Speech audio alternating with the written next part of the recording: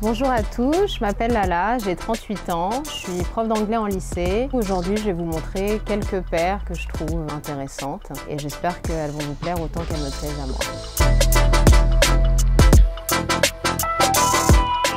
Je vais commencer par celle-ci. C'est un peu avec ce modèle-là que tout a commencé. Elle est de quand? C'est une rétro, donc Air Max One, Obsidian, rétro 2003. J'en ai une affection toute particulière parce qu'elle a été signée par Tinker Hatfield, que j'ai rencontré il y a 3 ans dans le cadre du documentaire Master of Air. Pour ceux qui ne connaissent pas, on a été 9 dans le monde entier à avoir été sélectionnés et on a rencontré le créateur de cette chaussure. Et ça reste un événement inoubliable.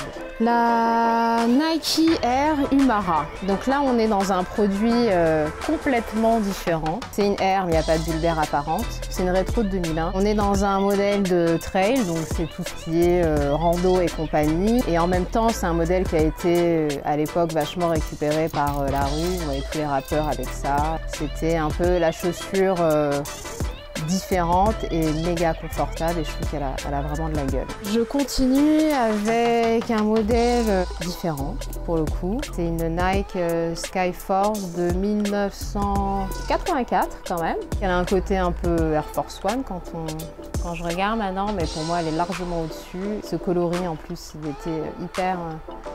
pour moi il reste rare. Ça fait partie de mon top 50 de mes paires préférées. Étant donné que j'ai parlé de mon rendez-vous avec Tinker Hatfield il y a 3 ans, je suis un peu obligée de parler de cette paire. En fait, à un moment donné, on nous a demandé de choisir nos paires de Air Max One préférées. Donc il y a la Aussie Red, il y a la Pata Chlorophylle, il y a la Animal, etc. etc. Celle-ci a été produite en Friends and Family, ça veut dire qu'il y a quoi, 40, peut-être un peu plus de paires qui ont été produites sur ce modèle-là et forcément elle est très chère à mon cœur. On m'a souvent proposé du sole swap sur des choses. Non, je préfère l'avoir morte dans une boîte plutôt que l'avoir avec une semelle de 2019. Je trouve que ça jure complètement.